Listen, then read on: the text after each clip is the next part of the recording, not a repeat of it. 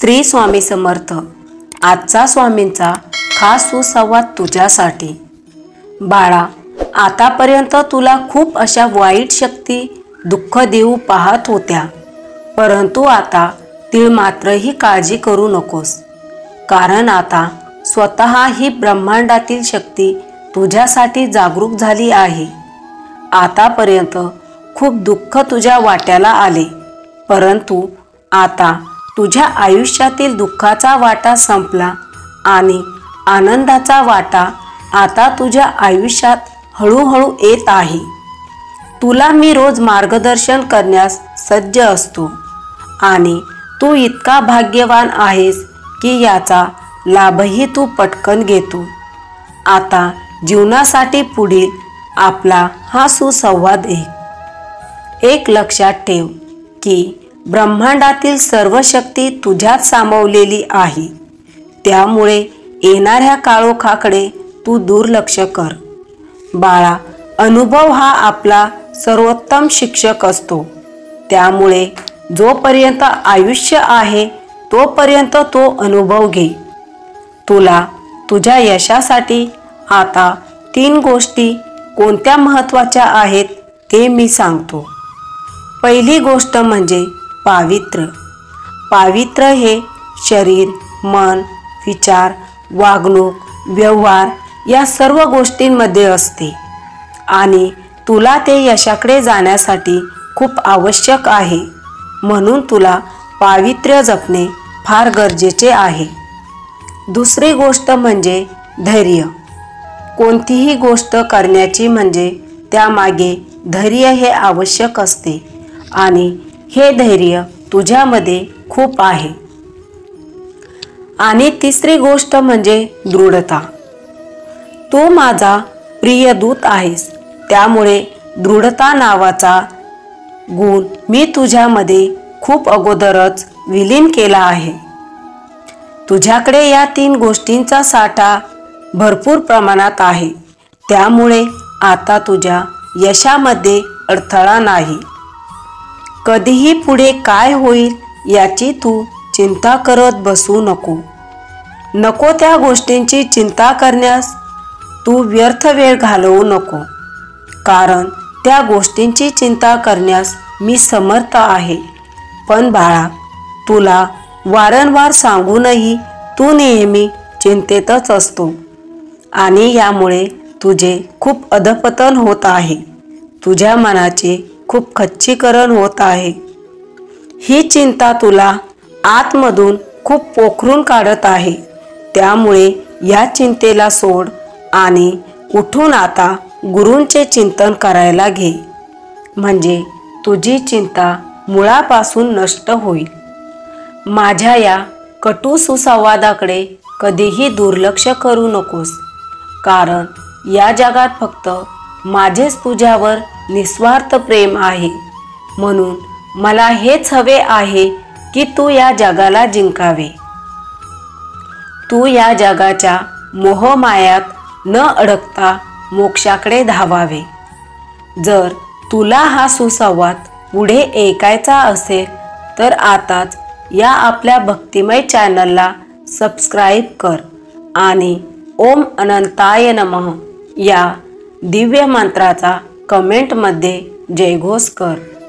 या एका मंत्राने तुझ्या हातून लगेच स्वामींची एक छोटीशी सेवा घडेल आणि स्वामींचे चुकूनही मुखात नाव आले तरीही स्वामी त्याचे ऋण व्याजासकट परत करतात, हे कधी विसरू नको। जोपर्यंत तू तुझ्या स्वतःवर विश्वास ठेवत नाही तोपर्यंत देवालाही तुमच्यावर विश्वास बसत नाही।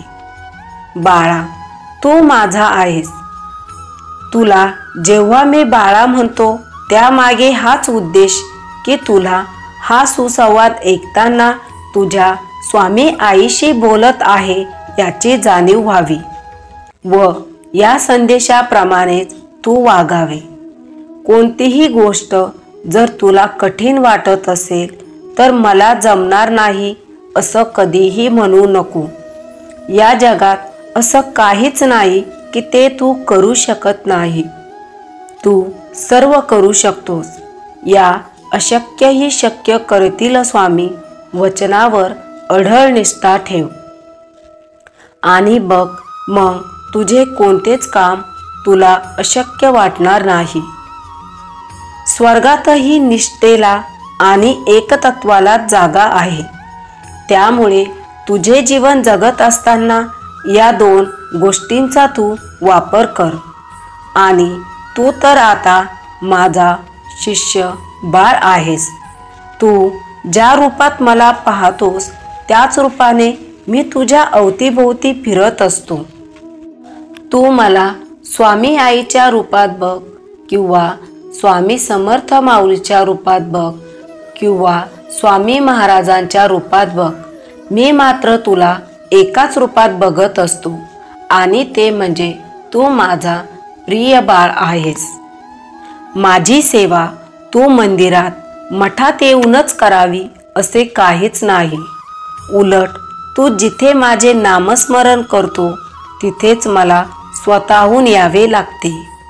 बाळा, ईश्वराचे अस्तित्व चराचरात आहे. काहींना देवळात येऊन ईश्वरांची जाणीव होते तर काहींना इतर गरीब दुबळ्यांना मदत केल्याने त्यांच्या मनाला जे समाधान भेटते त्या समाधानात ईश्वरांची जाणीव होते. त्यामुळे मला तू इतरत्र शोधू नकोस. मी चराचरात व्यापून आहे. तू मला कोणत्याही रूपामध्ये पूज, पण मी तुझ्याकडे तेव्हाच येईल जेव्हा तुझ्या मनात माझ्याबद्दल अतोनात श्रद्धा असेल. एक लक्षात ठेव की वारंवार देवाचं नाव घेतल्याने कोणी धार्मिक होत नाही, तर जी व्यक्ती देवाचे नाव न घेता सत्यकर्म करते तीच खरी धार्मिक व्यक्ती असते. त्यामुळे तू मला सत्यात बघण्याचा प्रयत्न कर. तू जेव्हा जेव्हा अडचणीत असेल त्यावेळी तू मला अतोनात जीवाच्या एकांतात आवाज दे. मी कोणत्याही क्षणी तुझ्यासमोर प्रकट होईल.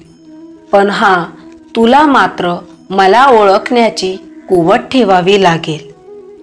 मी तुला म्हणतो की सत्यासाठी सर्व काही सोडून द्यावे, परंतु कोणासाठीही किंवा कोणत्याही गोष्टीसाठी सत्य कधीच सोडू नये. जर आपण परमेश्वराला आपल्या हृदयात आणि प्रत्येक जिवंत प्राण्यात पाहू शकत नाही तर आपण परमेश्वराला कुठेही शोधू नये. हे रहस्य बाळा तुला समजायला हवे. तुला आता फक्त तुझ्या पुण्याचा बॅलन्स वाढवायचा आहे आणि माझ्याकडे येण्याचा मार्ग पकडायचा आहे. तू अगदी आता योग्य मार्गाने जात आहेस. तुझी दिशा ही अगदी योग्य मार्गाने जात आहेस आणि या मार्गाने जाताना कधीही विसरू नको की तुझे स्वामी तुझ्या सोबत कायम आहे. बाळा, हाच मला तुला आजचा खास सुसंवाद द्यायचा होता. श्री स्वामी समर्थ. हा सुसंवाद पूर्ण ऐकल्याबद्दल धन्यवाद.